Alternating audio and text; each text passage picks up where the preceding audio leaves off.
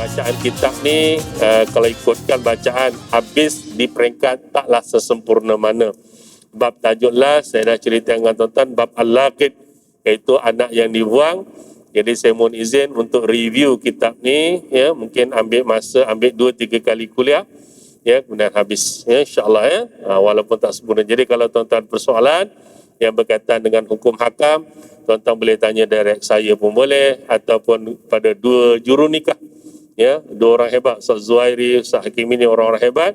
Jadi tuan-tuan boleh tanya apa saja persoalan, insya-Allah. Assalamualaikum warahmatullahi wabarakatuh.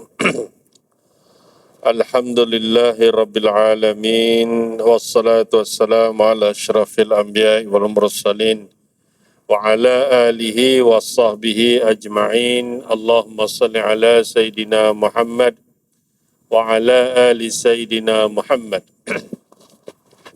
Qala Allah Ta'ala fi kitabil aziz, a'udhu billahi minasyaitanir rajim. Ya ayyuhalladzina amanu aminu billahi wa rasulihi wal kitabil ladzi nazzala ala rasulih. Alladzi nazzala ala rasulihi wal kitabil ladzi anzala min qabl. Wa may yakfur billahi wa malaikatihi wa kutubihi wa rusulihi wal yawmil akhir faqad dhalla dhalalan ba'ida. Wahai orang-orang yang beriman, tetapkanlah iman kamu kepada Allah dan Rasulnya dan kepada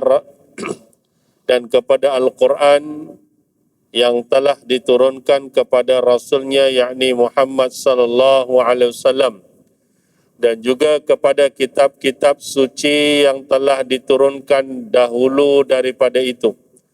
Dan sesiapa yang kufur ingkar kepada Allah dan malaikat-malaikatnya dan kitab-kitabnya dan rasul-rasulnya dan juga hari akhirat, maka sesungguhnya ia telah sesat dengan kesesatan yang amat jauh.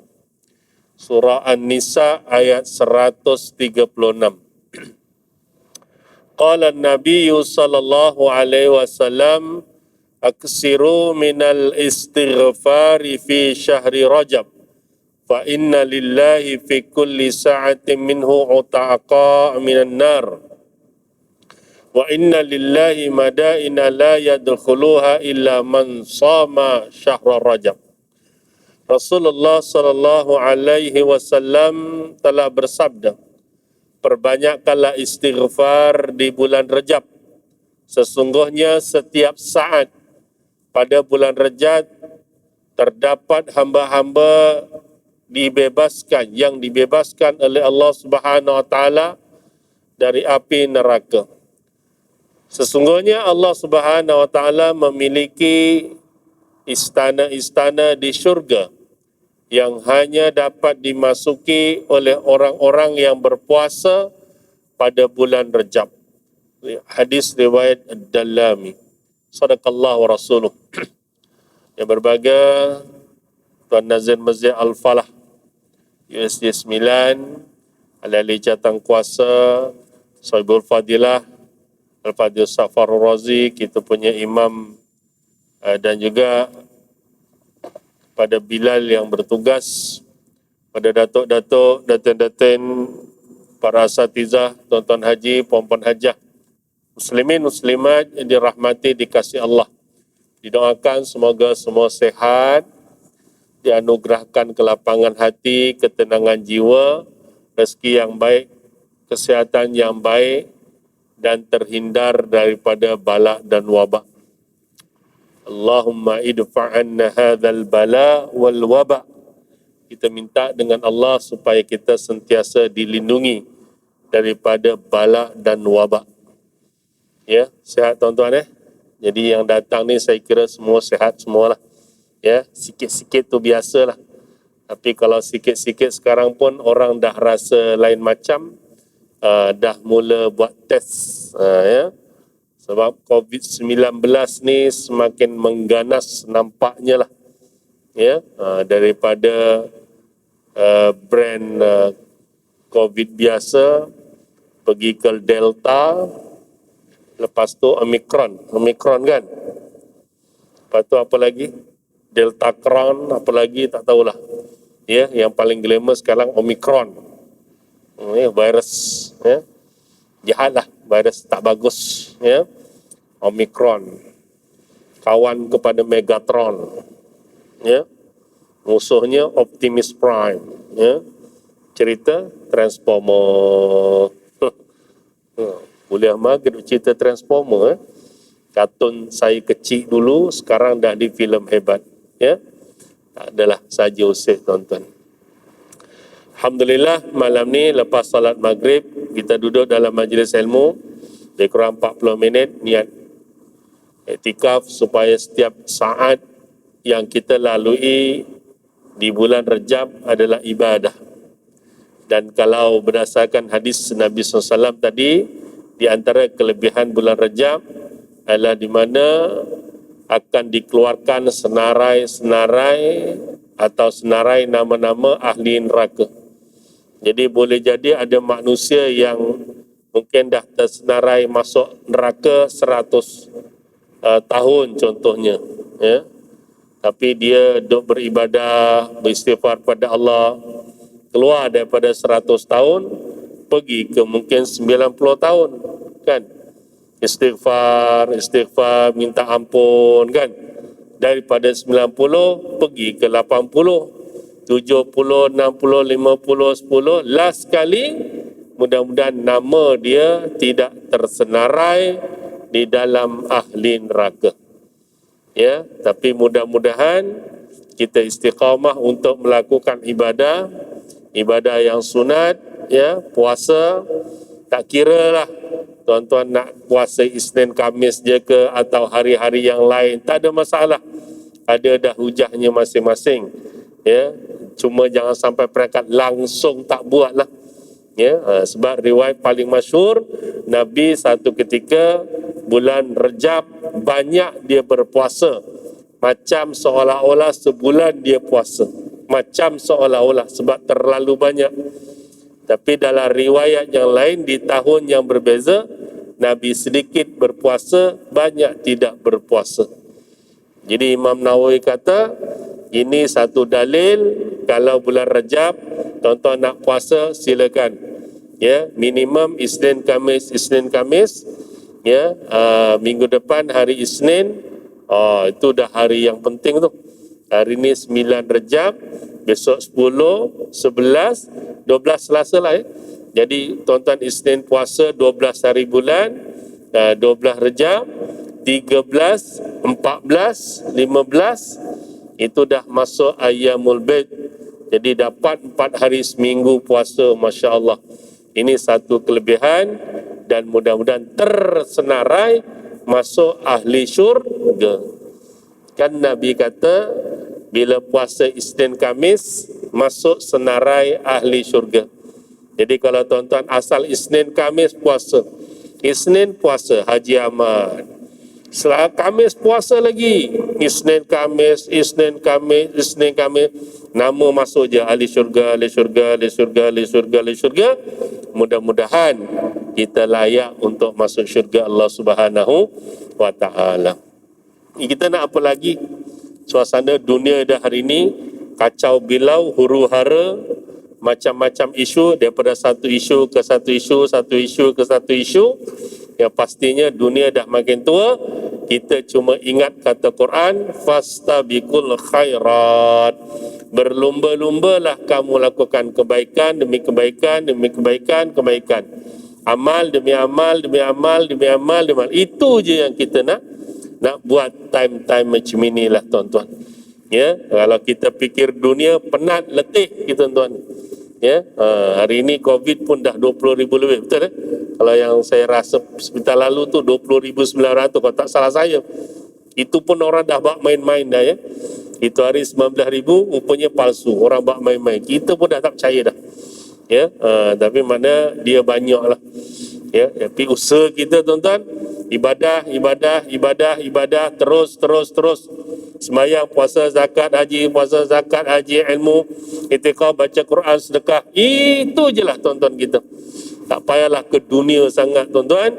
Ya, wallahu a'lam. umurnya panjang pendek tak tahu, hari-hari ada orang mati, ya, kadang-kadang tengok-tengok kena COVID, ya, masuk hospital stage 5 tak ada selamat, meninggal. Ya, ada kawan saya tuan-tuan, terkejut saya, ya, sangat terkejut, ya, satu ketika kawan jemaah lah, satu ketika teringat sangat dengan dia, ya kan, saya call tak jawab, selalu call jawab, ya, WhatsApp tak jawab, ya, cuma teringat sangatlah dengan orang baik ni, orang baik, sangat baik, orang biasa tapi sangat baik, ya. Satu ketika tuan-tuan dibalas WhatsAppnya, "Assalamualaikum Ustaz, cuma nak maklumkan ayah sebenarnya dah tak ada, baru tak ada." Kenapa? COVID-19. Allahumma salli ala Sayyidina Muhammad. Ayah tak tahu pun ayah kena, pergi hospital, hantar mak yang kena, tiba-tiba kat hospital pengsan, doktor detect COVID, tak lama meninggal. Allahumma salli ala Sayyidina Muhammad. Mudah-mudahan Allah ampunkan dia, masukkan dalam syurga, amin. Ya, jadi tinggal lagi kita ni tuan-tuan, yang Allah bagi kekuatan kesihatan. Sebab tu kata Nabi, dua nikmat yang selalu orang lupa, masa lapang, masa kita sehat.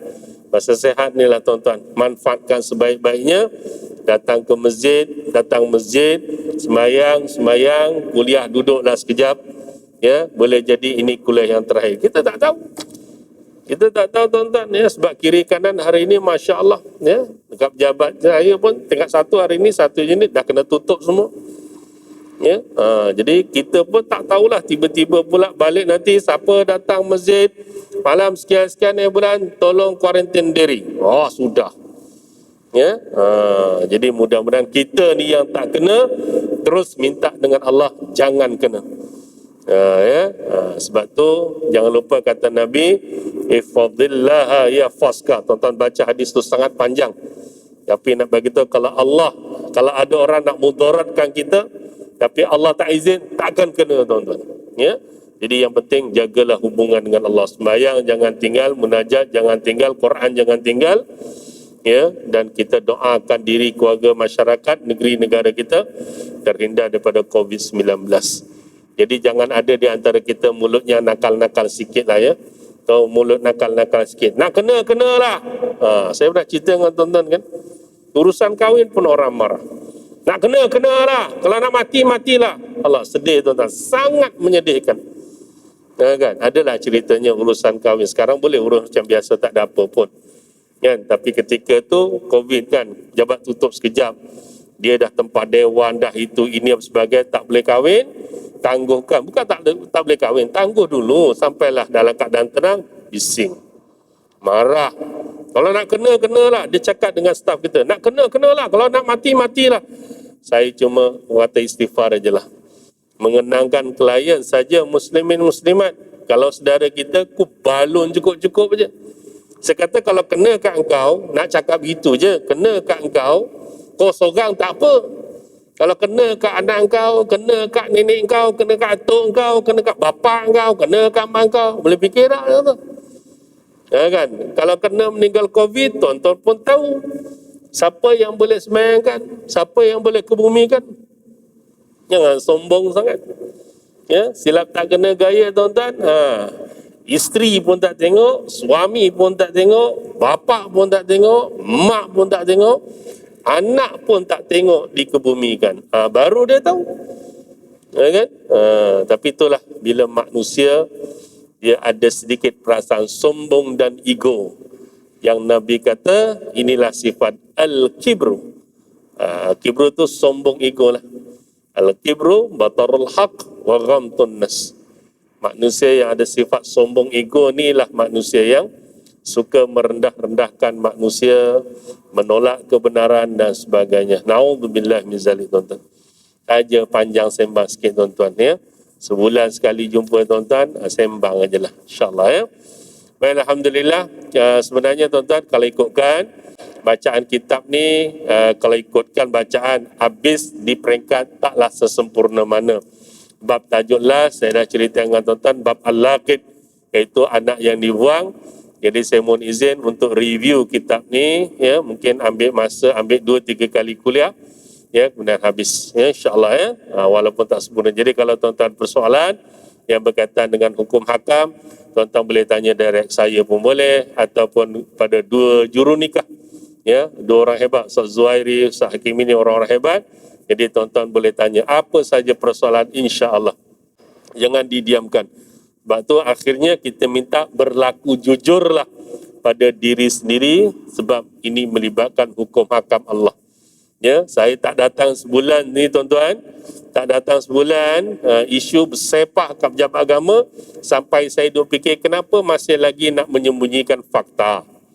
Kalau dah suami, kalau dah memang dah mengaku talak 3, ngaku je lah talak 3. Kenapa nak menafikan? Ini isteri kata, Ustaz, dia dah cerai talak 3 dah Ustaz. Tapi tiba-tiba dia tak ngaku. Tak apa, ceritalah kat mahkamah. Kita cakap begitu je. Kalau dia bersumpah berbohong di mahkamah, jawab depan Tuhan. Nampak tuan-tuan? Hari ini orang sanggup berbohong dan sanggup bersumpah. Ya, kalau bini dah kata 3, saya kata 3 dah Ustaz, tapi dak dia kata tidak. Nah, kita pun jadi masalah. Nampak? Bila suami kata, kalau isteri kata dah habis edah lah. Dah, dia kata saya yakin saya dah rujuk isteri saya sebelum edah. Ustaz, dia rujuk saya dah habis edah. Saya tahu saya habis edah. Nampak? Dia kata masih dalam edah. Yang satu kes tu tuan sampai peringkat saya dah kahwin Ustaz. Ini dia nak menyusahkan hidup saya lagi ke? Kan? Saya dah habis edah, saya dah kahwin. Alih-alih dia declare, dia kata dia rujuk saya dalam edah. Ini satu penganiayaan pada saya. Ni tuan-tuan. Masalah tak masalah tuan-tuan. Ya, jadi kena telus dan jujur. Jangan ubah satu perkataan. Kita pernah bincang kalau bab cekak nikah cerai rujuk ni tuan-tuan, satu perkataan saja boleh membawa hukum yang berbeza. Ya, contoh kalau suami kata, "Okey, hari ini saya nak ceraikan awak." Contoh. Ya, ayat tu sangat jelas tidak, sebab baru saya nak cerai. Tapi kalau suami kata, "Okey, hari ini saya cerai awak." Contoh. Ketika itu tuan-tuan, ini adalah perkataan sarih. Kan? Perkataan yang sarih tuan-tuan. Ya, jadi dia tidak boleh nafikan kalau jelas-jelas telah disebut dengan jelas. Soal awak lupa ke, awak ingat ke, tak ingat ke, tak apalah. Tapi kalau betul-betul dah betul, janganlah ubah fakta. Ini soal melibatkan hukum hakam. Ya, ini contoh-contoh lah tuan-tuan. Saya tak datang sini tuan-tuan. Kak pejabat duk pening kepala kita tuan-tuan. Belaga angin tuan-tuan, sebenarnya ceritalah kat mahkamah. Tapi kalau dia bohong Ustaz, tak apa, cerita kat mahkamah. Ya, kami menerima perintah mahkamah sebab cakap kami tak laku. Kan? Kalau saya kata jatuh, mahkamah kata tidak. Kalau saya kata tidak, mahkamah kata jatuh. Macam itu. Kan? Inilah manusia tuan-tuan ya, insya-Allah. Jadi malam ni tuan-tuan, sekadar sebentar lalu kita akan tengoklah ya daripada mula sampai habis, yang mana kitab ini daripada awal dia menceritakan apa dia pernikahan ni akad antara seorang lelaki dan perempuan yang diharuskan istimta, berseronok-seronok di antara lelaki dan perempuan. Sebelum kahwin tak boleh, dah kahwin halal. Ada macam itu. Ini jelas tuan-tuan ya. Baik, kemudian dalilnya tuan-tuan dalam Quran surah An-Nisa ayat 3. Ni yang biasa tuan-tuan dengan ayat.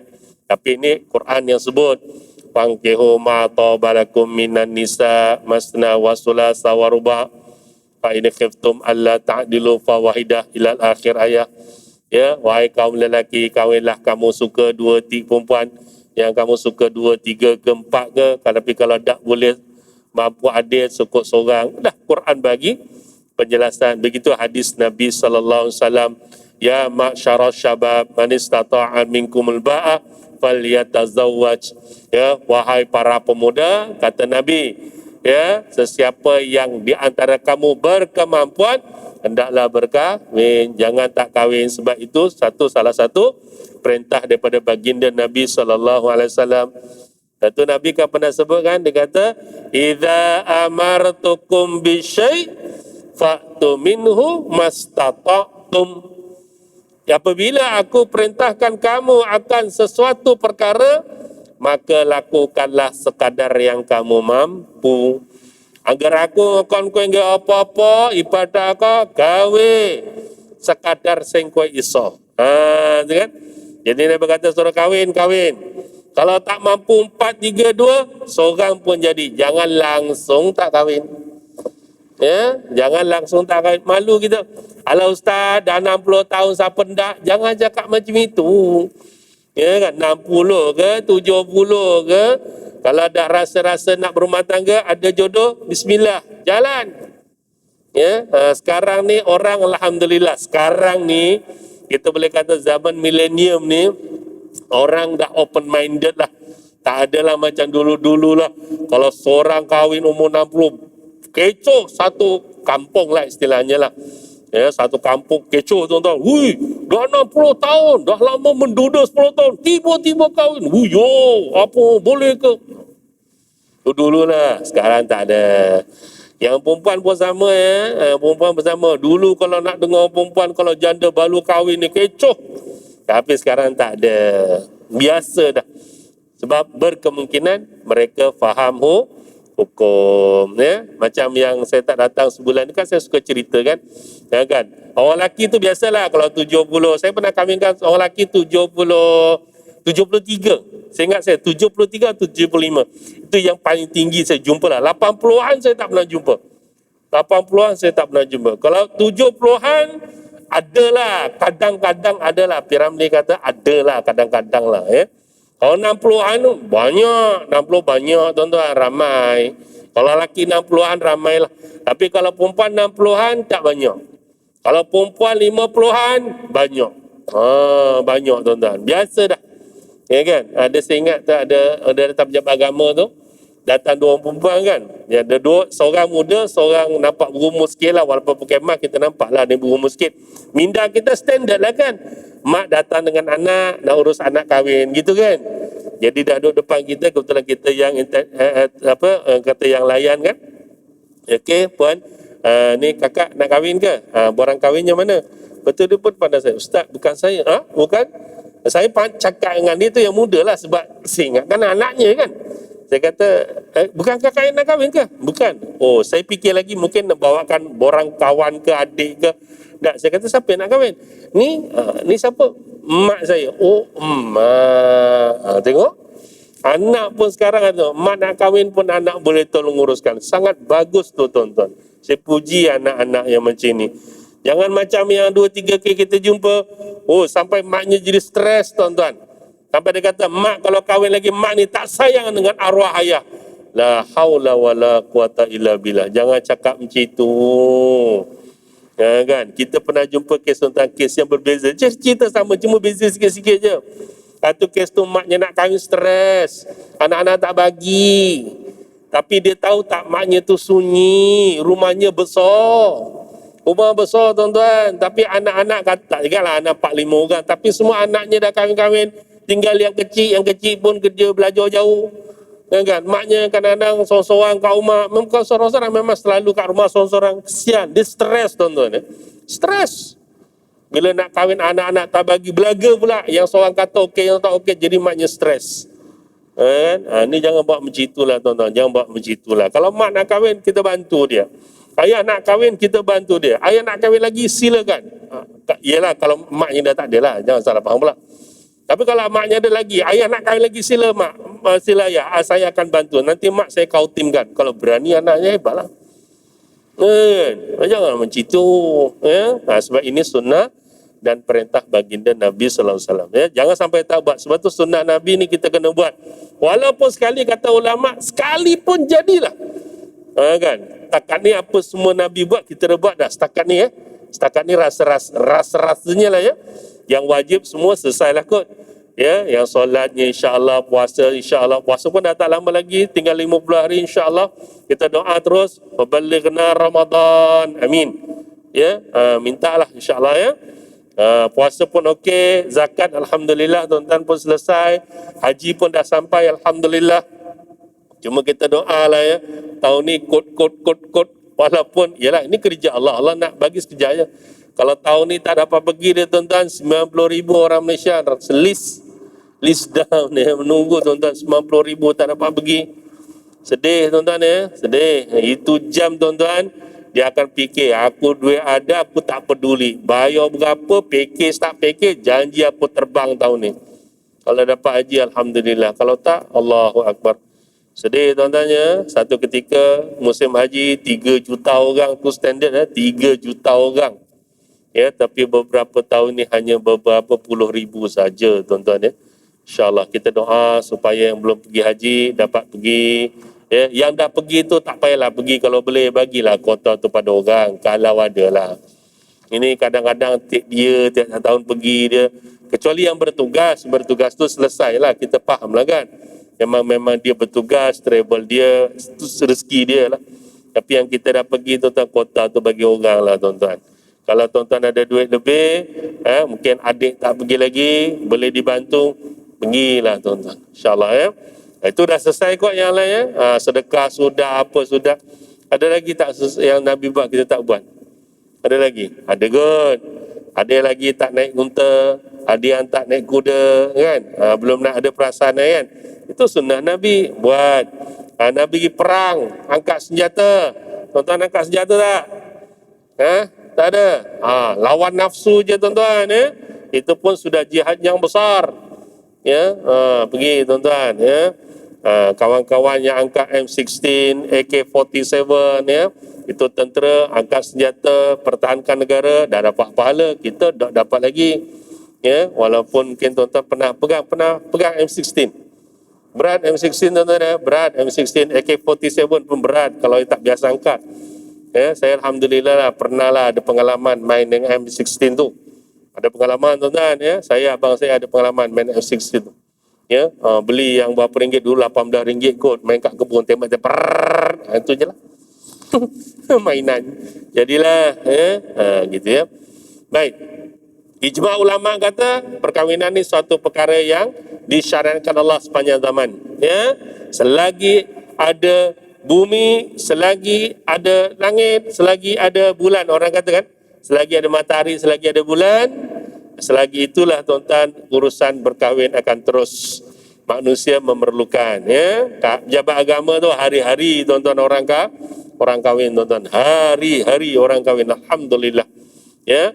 Baik, kemudian Islam sangat menggalakkan perkahwinan ini kerana kata Nabi, ad-dunya mata wa khairu mata dunya al-maratu salihah. Kahwin kerana kata Nabi SAW, dunia adalah perhiasan, sebaik-baik perhiasan ialah isteri yang salihah ya. Sebab tu saya yakin tuan-tuan dapat isteri yang salihah ni bahagia rumah tangga, dapat suami yang soleh bahagia rumah tangga. Betul ibu-ibu ya? Mudah-mudahan. Sikit-sikit silap tu biasa, tapi jangan melampau-lampau ya.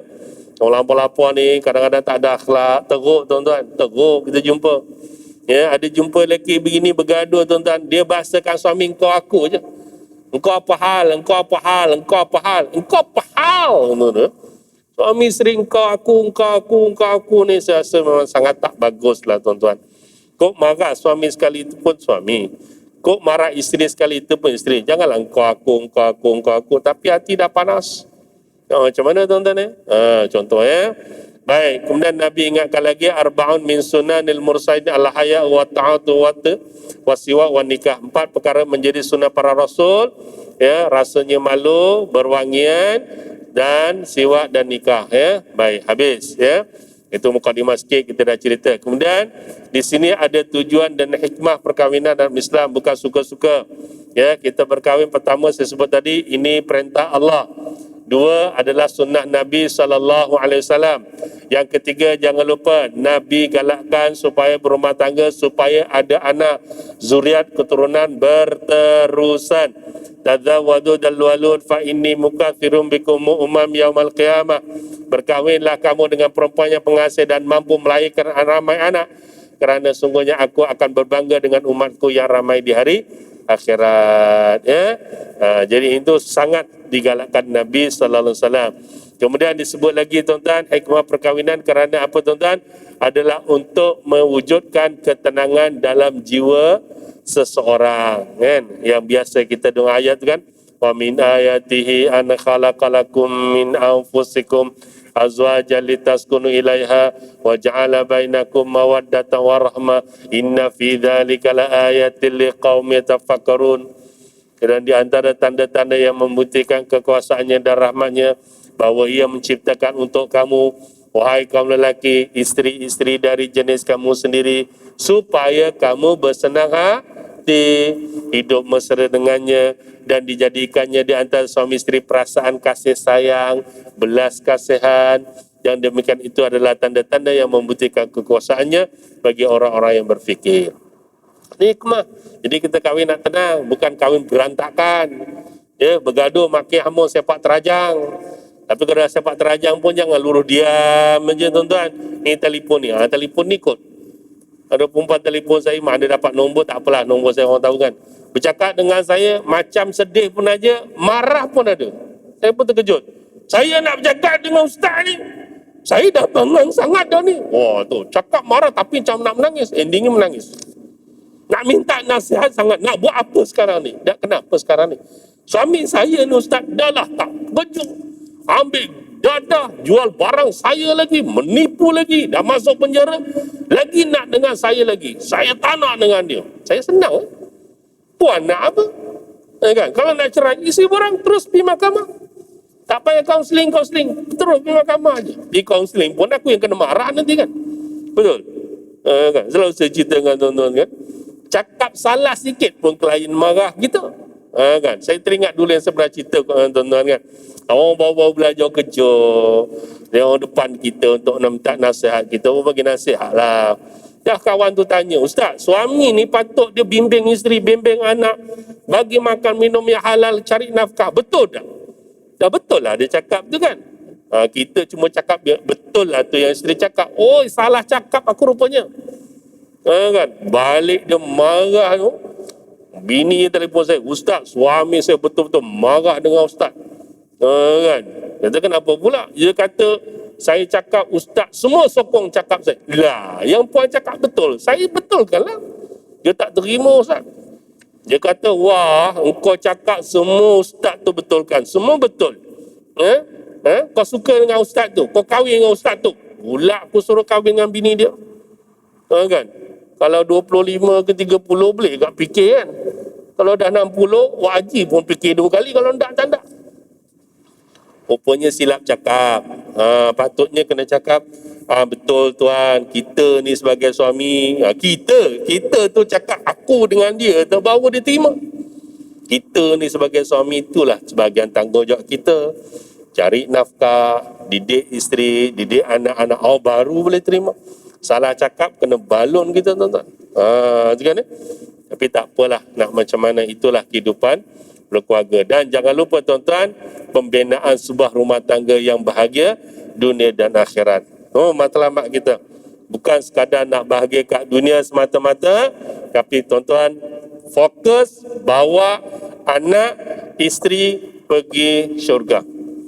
Fokus tuan-tuan. Ya, dunia sementara je tuan-tuan, dunia sementara. Kata Nabi umat kita, umur Nabi apa? Baina sitin wa sabi'in, antara 60 70. Tapi berapa ramai yang meninggal pun awal muda pun kan. Macam tadi tuan-tuan, tadi ke semalam saya luluskan satu permohonan kahwin, saya tengok kan, saya tengok luluskan kebenaran, tengok perempuan ni muda lagi, tengok suaminya meninggal muda. Sian tuan-tuan, kena jantung. Jantung kot tadi. Ya, kan? Nak macam mana? Ajal dia dah sampai tu muda kan. Jadi baina sitin wasabin kena ingatlah. Ya, cukup masa Allah jemput, tapi kena ingat itu hanya permulaan. Tanggungjawab kita selesai belum lagi. Sampailah kita jumpa anak isteri nanti kita kat syurga. Tak kira lah suami masuk dulu ke, isteri masuk dulu ke, tak kira. Ya, tuan-tuan pun dah biasa dengar cerita pada masyar kan, dah biasa dengar kan. Tompret, habis kiamat dunia. Berapa tahun lepas tu barulah ya yang dikatakan hujung tulang sulbi manusia tu kan keluar macam yang disebutkan seperti macam kacang lah, kita tumbuh kacang kan, tanam nanti keluar lagi sekali barulah masuk balik roh, bangkit semua. Masa tu tunggulah pergi padang mahsyar berapa ribu tahun, tuan-tuan pun tahu. Ya, masa tu tuan-tuan tak ada pakaian seorang pun, boleh di padang mahsyar tengok je lah duduk atas tuang langit, duduk pasal tunggu bila nak mula hisab. Sampailah Nabi SAW menghadap Allah Ta'ala, mulakan hisab. Itu pun ada manusia kata, kalau boleh dialah masuk neraka lah, tak tahan dekat padang mahsyar, sedangkan padang mahsyar penuh dengan kesengsaraan. Tapi fokus dalam keluarga, jangan kita lupa, ya, kerana kesilapan kita, na'udzubillah min zalik, hampir-hampir ke syurga Allah, lalu diseret dan dicampakkan ke dalam neraka kerana melakukan kesilapan yang sangat besar ketika mana hidup di dunia. Kita tak macam itu. Ya, kita nak belok kita masuk syurga, ya, kita boleh jumpa isteri kita balik. Ya, para isteri pula janganlah tanya yang pelik-pelik. Baru ni dalam kursus kahwin kot, walaupun online dia orang tanya, Ustaz, saya nak confirm dengan Ustaz, suami ke syurga, kan? Lepas tu dah dilayan dengan bidadari, ada mengatakan bidadari sampai 60,000 jaga dia. Ini tak mustahil. Sebab minimum orang yang kat syurga, syurga yang bawah sekali, paling bawah tu pun, yang jaga dia seorang 10,000 jaga dia. Lagi yang kalau Firdaus, lagi hebat kan. Jadi kalau dah 60,000 bidadari jaga suami kita, kita ni isteri ni macam mana? Allah, kesiannya. Nah, itu bercakap dengan emosi hidup di dunia. Begitu. Pasal tu kena mengaji. Para isteri masuk syurga besok, dia jadi ketua bidadari suami dia. Dialah yang paling cantik kat dunia. Tak ada nak jealous dah kat sana dah.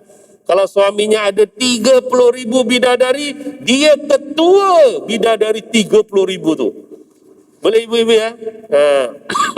Jangan kita fikir kat dunia kita, fikirkan kat dunia memang kita tak terfikir, tuan-tuan. Kan? Sebab tu bila kita fikir syurga neraka ni, tuan-tuan, otak kita memang tak boleh sebab tu Quran kata, Nabi kata syurga neraka ni kita hanya sekadar mampu bayangkan pun hanya sekadar yang minimum sangat, sedangkan hakikatnya jauh berbeza daripada apa yang dibayangkan. Betul? Ya? Jadi berusaha, tuan-tuan, bawa suami, bawa isteri. Kalau tuan-tuan pergi masjid, bawa isteri. Kalau bangkit malam, sekarang pukul 6 pun boleh tahajud, pesan kat isteri yang nak buat sarapan lah, ni pukul 6 boleh tahajud lagi, pesanlah kat isteri 2 rakaat pun jadilah. Baca Quran, sedekah pagi, kan. Itu ikhtiar kita, insyaAllah, ya. Barulah nampak kebahagiaan dunia dan akhirat, insyaAllah ta'ala. Baik, ada lagi berapa minit? 2 minit, ya. Tak apa. Seterusnya, tuan-tuan, satu bab lagi, iaitu hukum pernikahan. Sebentar lalu, asasnya hukumnya adalah harus. Semua orang boleh kahwin. 1 kah, 2 kah, 3 kah, 4. Silakan. Tak ada masalah. Ya. Dan yang kedua, hukumnya adalah disunatkan. Disunatkan, banyak riwayat-riwayat cerita tentang perkara yang disunatkan ini. Salah satunya, kata Nabi SAW, ketika kami muda, Abdullah bin Mas'ud, ya, kami bersama dengan Rasulullah SAW dan kami tidak mempunyai apa-apa harta. Baginda pun berkata kepada kami, wahai para pemuda, jika kamu mampu hendaklah kamu berkahwin. Sesungguhnya perkahwinan itu lebih menutup pandangan mata dan lebih menjaga kemaluan. Sesiapa tidak mampu hendaklah dia berpuasa kerana puasa itu adalah pendinding baginya. Itu suatu sunnah. Ya. Kemudian disebutkan hukumnya boleh jadi makruh. Ya, dia tak ada keinginan, kan? Ataupun memang dia tak yakin tak mampu nak menjaga isteri, ya, maka dia dimakruhkan. Wal yasta'fifil ladina la yajuna nikahan hatta yughniyahumullahu min fadlih. Dan orang yang tidak mempunyai kemampuan untuk berkahwin dalam menjaga kehormatan mereka sehingga Allah memberi kekayaan pada mereka dan daripada limpah kurnia. Ada orang yang makruh untuk berkahwin. Ada jumpa tak kan? Ada orang tak nak kahwin? Ada. Sampai sekarang. Yang saya, tuan-tuan, yang sebaya dengan saya kat kampung 45 orang. 45 orang pula, sorry. Yang baya dengan saya, umur 45. Saya 45 tahun sekarang. Ya, baya tuan-tuan juga sikit lah. Ya. 45 tahun, tuan-tuan. Rupanya ada 60 orang. 60 orang ni tak. Rupanya ada lagi yang tak kahwin. Saya pun Allah terkejut. Ada yang tak kahwin lagi. Masya Allah. Ada orang tu pula kawan kita sendiri. Bila kita cerita pasal kahwin kan, umur dah 50 lebih dah. Bila kita kata, contohlah kita bamat, kahwinlah bamat. Bila cerita buat kahwin, dia pun pandang siling macam ni. Dia pun tak minat.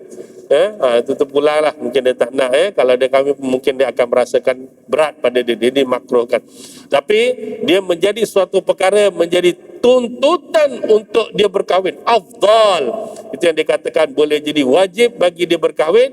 Kalau sampai peringkat, kalau dia tidak berkahwin, boleh membawa kepada pekerjaan zina ataupun maksiat. Kalau kita mengaji kitab-kitab dulu tuan-tuan, dia sebut apa? Ni contohnya dia kata apa? Kalau tidak berkahwin, dia akan melakukan perkara maksiat dan mungkar. Itu bahasa kita lembut aja tuan-tuan. Tapi bahasa kita hari ini tuan-tuan, kalau kurs kahwin dulu, nak bagi faham ni orang wajib kahwin ni tuan-tuan, kalau kurs kahwin saya cakap, ni saudari ni, ni yang saudara, ni yang saudari. Kalau sampai dah bercinta, dah bertunang, berani keluar malam, 2 orang duduk dalam kereta, lagi kalau naik motor, saya kata wajib kahwin. Tu terjemahan bahasa, ni yang wajib kahwin. Itu masa tu. Tapi bila yang ini bermaharajalela, ni tuan-tuan kita tambah lagi ayat. Korang saudari, siapa yang dah berani hantar gambar yang tak bertudung, baju seksi, hantar dekat 4 korang pun dah berani hantar yang gambar pelik, wajib kita kahwin. Bukan kita, korang kahwin. Dengan handphone ni kita cakap macam tu. Kan? Kalau berani dah hantar gambar yang tak sepatutnya kepada tunang, lembut sikit lah tunang kan. Dah berani hantar, wajib kahwin, saya cakap macam itu. Pasal dah jumpa dah, saya pernah depan mata tuan-tuan. Masa tu dia depan kita, urusan kahwin tak pasal apa dah kan. Saya kata, sekarang kan online semua kan. Kalau depan saya ke lain tu, okey, lepas ni pergi mahkamah ya. Nak pergi mahkamah kena isi borangnya dalam sistem. Ada handphone sekarang? Ada handphone. Dia buka lah. Okey, buka Google, type JAKIS, JAKESS. Okey, nanti bawa scroll, ada muat turun borang. Dekat situ search type. Kalau mohon walakim, tulis mohon walakim, search, nanti tarik ke kiri, kena download form, kita ajar. Kalau nak poligami formnya macam ini, kalau nak bercerai formnya macam ini, kita ajar. Jadi biasalah kan. Ada sekali tu, masa tu kan, kena buka dalam sistem, dia pun swipe, shoot depan kita. Betul-betul. Dia kata, saya duduk sini, dia duduk di situ, kan. Dia shoot depan kita. Gambar dia. La ilaha illallah. Saya yakin gambar makwa dia. Memang seksi gila tuan-tuan. Seksi gila. Fahamlah tu seksi gila tuan-tuan. Jangan bayangkan nanti serupa Fatihah sembahyang nanti. Ini anak muda-muda sebab kata sampai macam ni pun live kan, live ke record ke, siapa yang tengok ni ingat, sampai kalau berani gambar yang tak sewajarnya dihantar, maka wajib dia berkahwin. Ini pasal kat masjid, kalau tak aku cakap siapa hantar gambar lucah, bila saya cakap katan tu ada orang marah, apa kat masjid cakap lucah-lucah, cakap lucah pun salah ke? Itu perkataan yang mudah bagi orang faham kan. Tapi saya tak apa cakap sangat lah. Tu saya kata, gambar yang idak-idak, lebih baik kau kahwin, aku cakap tu. Tu saya cakap macam itu. Pasal apa tuan-tuan? Ini perintah. Kalau tidak, pasti dia akan terjerumus kepada pekerjaan zina. Bukti banyak. Tuan-tuan, saya pernah cerita dengan tuan-tuan. Tapi ni reality. Saya tak datang sini sebulan lebih, ke 2 bulan. Ingatlah, tapi ni cerita agak dalam tahun ni ke hujung tahun lepas, saya tak ingat lah tuan-tuan. Tuan-tuan, nak beritahu, duduk depan kita bincang, selesai kita bagi nombor, azan ni. Aku cakap kan azan. Terus. Diam semua ni, kenapa? Teringat COVID. Allah Akbar. Apa? Saya teruskan. Kalau terus, saya terus sikit. Sikit tuan-tuan, saya habiskan cerita ni.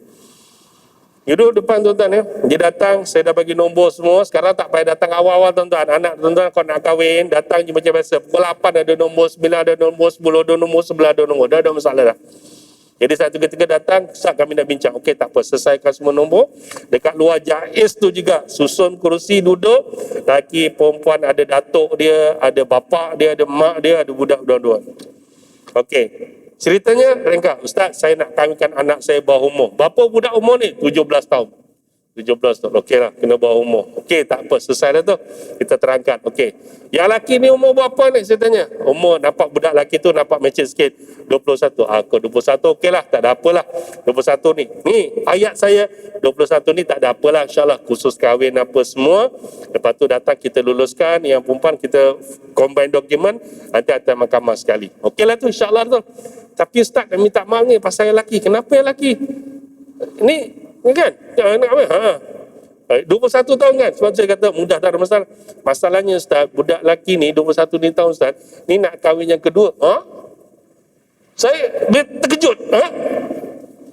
Ni nak kahwin yang kedua ni, saya kata. Awak 21. Awak dah kahwin? Dah. Dah ada isteri dah? Dah. Saya termenung tuan-tuan. Ni kalau ni boleh nak digaru-garu dah masa tu. Umur ni cik rompulo siji wis ne bojo ngerjake anak wang sampai dadi kaya ngono. Kepiye tuan-tuan? Oh, cakap Jawa, sorry tak faham. Umur 21 tahun tuan. Bro, 21 bro. Kita yang umur 30, 40, 50 pun seorang. Ini nak seorang lagi dah. Yang peliknya muda, ada isteri. Yang kau pergi main dengan anak budak bawah umur ni buat apa-apa cerita ni. Ni kalau kes polis ni confirm kena. Siapa polis mesti tahu ni kan. Bawah umur ni tak kira. Ya, kau suka sama suka ke tetap boleh kena sebat tuan-tuan. Jangan main-main kalau kes polis ni. Tak menang saya. Kalau ini ni berat dah ni dah. Elok-elok boleh duduk ya, mungkin 10 minit boleh selesai, tak jadi duduk 10 minit. Dekat setengah jam duduk situ cerita. Pasal nak cerita yang budak lelaki ni dulu. Ini kena mohon poligami. Yang ini okeylah. 2 dalam 1 ni, biasanya lelaki kena luluskan dulu. Baru perempuan. Tapi pasal dua-dua nak mahkamah, dua-dua proses ni. Saya kata tak apalah. Terangkan borang, nanti cubalah cakap dengan mahkamah tinggi. Saya nak teruskan proses. Yang perempuan mahkamah rendah teruskan proses. Bagi tahu, minta budi bicara mahkamah kalau boleh. Nak teruskan yang perempuan punya proses. Sementara lelaki lulus dekat mahkamah tinggi. Soalnya kalau mahkamah luluskan, kalau mahkamah tak luluskan, macam mana tuan-tuan? Itu yang persoalan bincang. Saya termenung habis.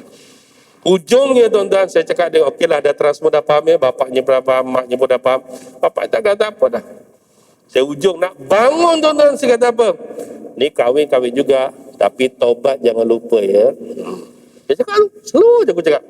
Tobat ni jangan lupa ya. Ingat kalau kahwin ni pasal ada mak bapak dia. Kalau tak ada mak bapaknya, lagi kasar aku bunyi ayat ni. Dia kata minta maaf. Kalau ada mak ayah kadang-kadang ada geram. Aku cakap juga.